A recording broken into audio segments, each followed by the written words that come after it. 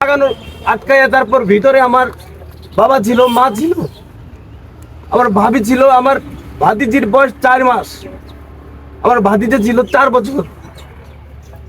তাদেরকে সম্পূর্ণভাবে মারার জন্য ঘর আটকাই আগুন দেওয়া হয়েছে। এখানে একটা দাঁড়ানো বিশাল বড় ঘর ছিল, আপনারা সংগ্রহ করে ঘরের ছবি দিয়ে দেবেন। এখানে কোনো কিছু নাই এখন।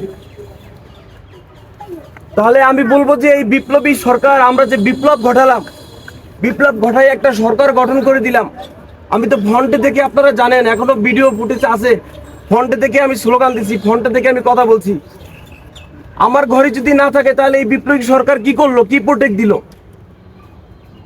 আমি 3-4 দিন আগে ধানমন্ডি 32 যে ভাঙা হলো, সেখানে আমি ফ্রন্টে ছিলাম। বুলডোজারের উপরে উঠে আমি স্লোগান দিছি। কাদের জন্য স্লোগান দিছি?